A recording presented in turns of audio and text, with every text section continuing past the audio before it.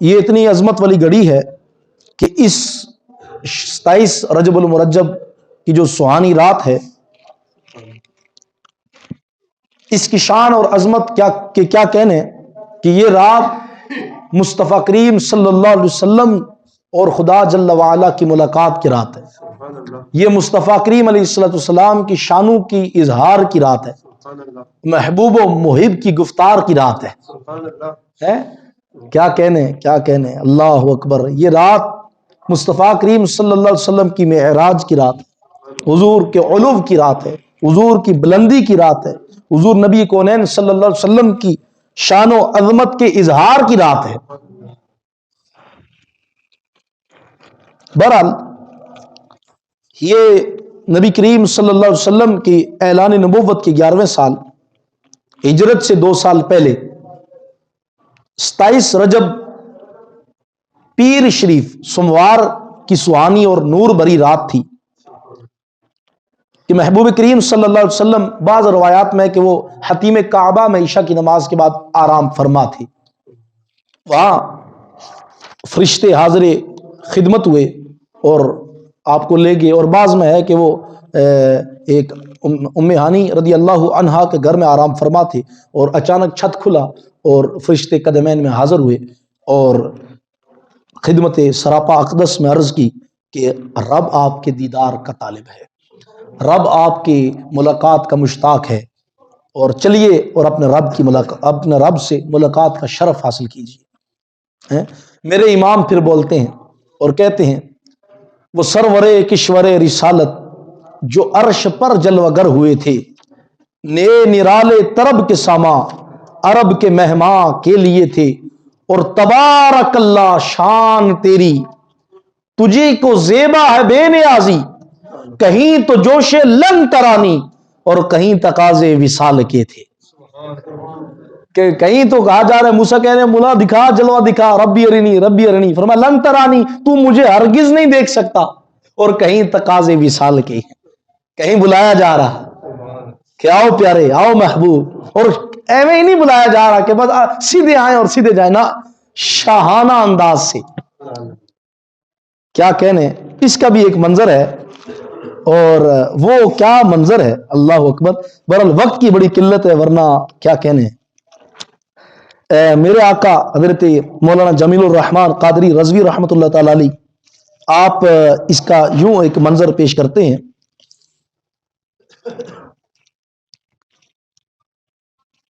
سبحان اللہ۔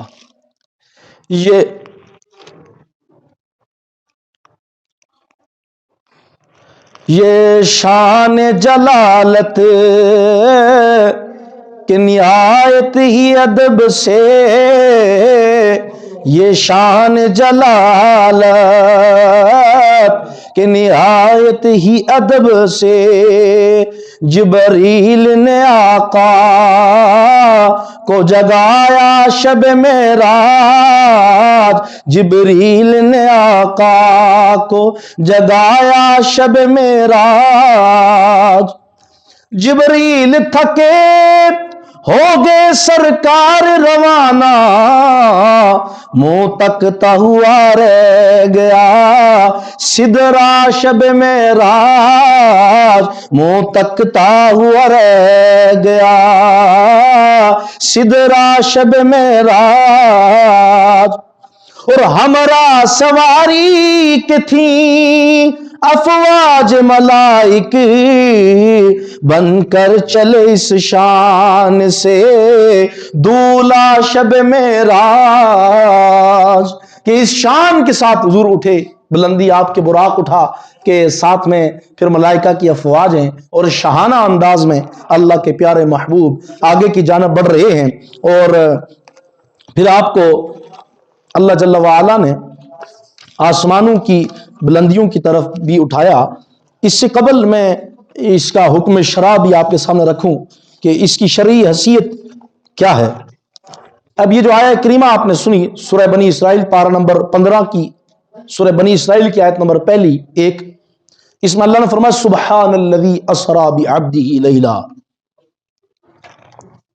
یہاں ایک لطیف نقطہ جو مفسرین نے کہا کہ جب نبی علیہ الصلوۃ والسلام کی معراج کا ذکر ہوگا تو جو دہریے ہیں، خدا کے بھی منکر ہیں، جو فلاسفہ ہیں، فلسفی لوگ، جو دانشور ہیں، لبرل ہیں، سیکولر ہیں اور اسلام دشمن قوتیں ہیں، قیامت تک یہ اس طرح کے فتنے اٹھتے رہیں گے تو وہ کوئی شخص کل اٹھ کر یہ اعتراض نہ کرے کہ بھائی مصطفیٰ کریم صلی اللہ علیہ وسلم نے یہ آسمانوں کے اوپر تو ایسی ایسی وہ زہریلی گیسیں موجود ہیں کہ وجود بشری جو ہے، بندے کا جو وجود ہے، ان گیسوں کی تاب نہیں رکھتا، ان کی طاقت نہیں رکھتا، ان کو برداشت کرنے کی سکت نہیں رکھتا، تو یہ کیوں کر ہوا کہ ایک بشر اتنے ساتوں آسمان کراس کر گیا؟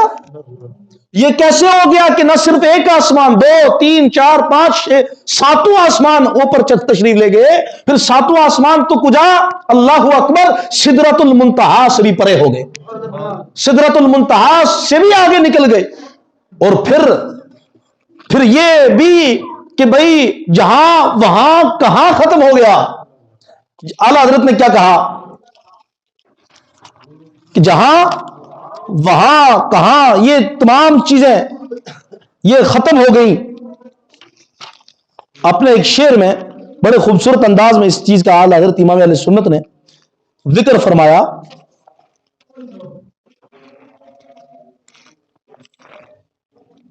سراغ عین و متا کہاں تھا، نشان کیف و الا کہاں تھا، نہ کوئی رائی نہ کوئی ساتھی، نہ سنگ منزل نہ مرحلے تھے۔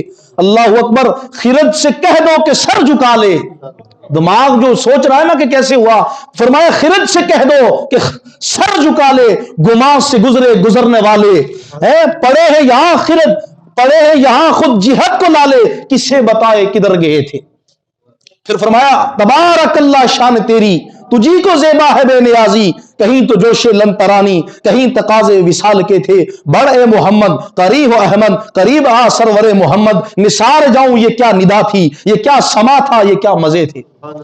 کہ آگے جب نبی علیہ السلام کا یہ ذکر، یہ معراج شریف کا، جب حضور نبی کونین صلی اللہ علیہ وسلم فرماتے ہیں، خود ذکر معراج بیان کرتے ہیں، فرماتے ہیں مجھے جب اٹھایا گیا، فرشتوں نے اٹھایا اور مجھے حتیم کعبہ میں لٹایا گیا، میرے سینے میرے چاک کیا گیا، شق صدر ہوا اور میرے دل کو اور نکال کر زمزم کے اور جنتی آب سے دھویا گیا اور اس کو ایمان و حکمت سے بھر دیا گیا۔ اس کے بعد یوں لگا کہ میرے جسم کے رگ رگ کے اندر ایمان اور حکمت بھر دیے گئے ہیں۔ پھر میرے لیے براق پیش کیا گیا، جبرائیل نے براق پیش کیا اور براق شوخی میں اچھل کود کرنے لگا، خوشی میں۔ تو وہ جبریل نے کہا اے براق ٹھہر جا، کیا تو نہیں جانتا یہ کون سی ہستی ہے؟ خدا کی عزت کی قسم، ان سے پہلے تجھ پر ان جیسا افضل کوئی نہیں سوار ہوا۔ پھر وہ حضور کی جلالت اور ہیبت کی وجہ سے حضور نبی کریم فرماتے ہیں اس کے جسم سے پسینہ چھوٹ گیا۔ خیر سوار ہوئے، مسجد اقصی پہنچے، جب جبریل نے اذان کہی، اذان کے بعد اب صفیں بند گئی، انبیاء دیکھ رہے ہیں کہ امامت کون کرے گا۔ جبرائیل نے نبی دو عالم صلی اللہ علیہ وسلم کا مبارک ہاتھ پکڑا اور حضور کو امامت کی طرف، مصلی کی طرف بڑھا دیا۔ حضور مصلی پہ جلوہ افروز ہو گئے، سبحان اللہ۔ اور پیچھے کتنے ہیں نبی ہیں؟ مقتدی، پیچھے انبیاء ہیں مقتدی، پیچھے نبی ہے مقتدی، پیچھے رسول ہے مقتدی جو نماز پڑھ رہے ہیں مسجد اقصی میں، اور امام ہے امام الانبیاء صلی اللہ علیہ وآلہ وسلم۔ یہاں سے تو ان لوگوں کا بھی یعنی جڑ کٹ گئی کہ بھائی نبی تو مر کر یہاں بھی نہیں ہے وہاں بھی نہیں ہے، وہ تو مٹی میں مل گیا، یہاں ان کی بھی جڑ کٹ گئی کہ نبی سارے کے سارے وہاں اقصی میں آئے۔ اگر اس کا بھی آپ انکار کر دیں گے تو پھر 50 نمازوں کا کیا بنے گا؟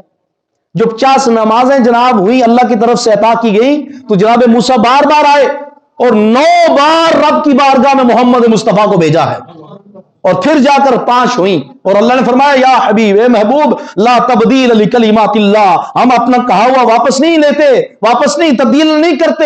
ہم نے کہا تھا 50 تو 50 ہی رہیں گی، ہاں آپ کی امت 5 پڑے گی، ہم 50 کا ثواب عطا فرمائیں گے۔ تو یہ اگر وہ وسیلہ بھی نہیں مانتے اور پھر وہ حیات بھی نہیں مانتے تو پھر 50 پڑھیں اور پڑھ کے دکھائیں۔ آج تو ایسے ہیں جن کو ایک کی بھی توفیق نہیں، تو پھر وہ 50 پڑھ کے دکھائیں۔ یقین فرمائے نہ وضو خانہ چھوٹے گا نہ مصلی چھوٹے گا، وقت کی قلت اتنی ہے، 50 پڑھ کے دکھائے گا، کس وقت مینج کرے گا؟ تو یہ صدقہ ہے موسیٰ علیہ السلام کا، یہ موسیٰ علیہ السلام کی امت پہ کرم نوازی ہے، مہربانی ہے۔ بہرحال موسیٰ علیہ السلام کی بات اپنی جگہ، کیا کہنے موسیٰ علیہ السلام کی، اللہ تعالیٰ ان کے صدقے ہماری بخشش فرمائے۔ نبی علیہ الصلوۃ والسلام نے معراج کی رات مسجد اقصی میں جماعت امامت فرمائی. امامت کے بعد آپ نے اپنے بلندی کی طرف، آپ نے آسمانوں کی طرف سفر شروع فرمایا. سدرۃ المنتہا کے حوالے سے کعب الاحبار رضی اللہ تعالیٰ عنہ کہتے ہیں سدرہ وہ مقام ہے جہاں ہر نبی، ہر رسول کا علم شان آ کر اختتام ہو جاتی ہے. ہر نبی اور رسول کی شان کا اختتام سدرۃ المنتہا ہے. تو اپنے نبی کی شان کو دیکھو، جو مقام تو وہاں ختم ہو رہا تھا، مصطفیٰ اس مقام سے بھی اوپر تشریف لے گئے ہیں. مقام اپنی جگہ رہ گیا، میرے آقا و مولا اس مقام سے بھی ورا اور ورا اوپر تشریف لے گئے. پھر آگے دیکھیں، اب یہاں منظر یہ ہوا کہ مصطفیٰ علیہ السلام فرماتے ہیں، حضور کی یہ تمام روایات کو جمع کر کے مضمون آپ کے سامنے پیش کر رہا ہوں. حضور فرماتے ہیں میں آگے بڑھنا لگا تو جبریل کو دیکھا تھا، رک گیا. جبریل رک گئے تو میں نے کہا جبرائیل آ گیا ہو؟ کہا اے اللہ کے محبوب، اگر میں ایک قدم بھی، ایک پورے جتنا اگر میں آگے بڑھوں گا تو نور الہی کی تجلی مجھے خاک کر دے گی، اللہ کے نور کی تجلی مجھے جلا کر خاک کر دے گی. نوری جو فرشتہ ہے وہ پیچھے ہٹ گیا، جس کو لوگ کہتے ہیں ہم جیسا ہے، وہ سدرۃ المنتہا سے بھی آگے گزر رہے ہیں. آگے گزرے اور فرمایا مجھے ایک نور نظر آیا، میں اس کی طرف دوڑا. رسول اللہ فرماتے ہیں نور کی طرف دوڑا، اور جب قریب پہنچا تو وہاں ہر طرف نور ہی نور چھا گیا، نور ہی نور چھا گیا. اور جب نور ہی نور چھایا تو دیکھا کہ میں اکیلا ہوں، تنہائی محسوس ہوئی، گھبراہٹ محسوس ہوئی. تو آواز آئی، کس کے آواز میں، کس کے لہجے میں؟ کہا مجھے ابو بکر کی آواز میں آواز آئی. ابو بکر کے لہجے کے اندر مجھے آواز دی گئی اور ندا دی گئی، کف یا محمد، اے پیارے محبوب ٹھہر جائیے، اے پیارے محبوب رکیے، ان ربک یصلی، آپ کا رب آپ پر صلاۃ پڑھتا ہے. حضور فرماتے ہیں میرے دل میں آیا رب بھی یصلی، کیا میرا رب نماز پڑھتا ہے؟ حالانکہ وہ اس سے پاک ہے. رب بھی یصلی، تو یہی آیا تھا. تو اچانک جب یہ خیال آیا تو پھر آگے سے جواب دیے گیا نا، والذی یصلی علیکم وملائکتہ، اے حبیب وہ پاک ہے وہ ذات جو خود بھی اور اس کے فرشتے بھی آپ پر درود بھیجتے ہیں، آپ پر درود بھیجتے ہیں. یہ شان پائی ہے میرے آقا مولا صلی اللہ علیہ وآلہ وسلم نے. پھر حضور فرماتے ہیں میں آگے بڑھا اور رب تعالیٰ جل جلالہ یہاں تک کہ اتنا آگے بڑھا جہاں وہاں کہاں اوپر نیچے دائیں بائیں سمتیں ختم ہو گئی، اور میں نے اپنے رب کا حسین جلوہ دیکھ لیا، میں نے اپنا رب کا حسین جلوہ دیکھ لیا. اب واپس آئیں مکہ سے لے کر ٹائم بتا چلے بس ٹھیک ہے، مکہ سے لے کر مسجد اقصی تک جو یہ سفر بنتا ہے یہ قرآنی سفر ہے. جو اس کا انکار کرے، چوں چراں کرے، وہ سیدھا کافر ہے. کیوں؟ 15 پارہ پہلی آیت سورہ بنی اسرائیل کے اللہ فرماتا ہے پاک ہے وہ ذات جو خود اپنے حبیب کو لے گی، جو خود اپنے بندہ خاص کو لے گئی.